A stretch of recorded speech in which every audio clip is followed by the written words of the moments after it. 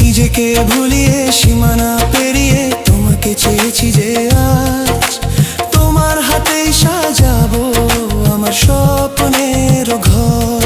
আমি তোমার প্রেমে পড়ে দুনিয়া ভুলে গেছি।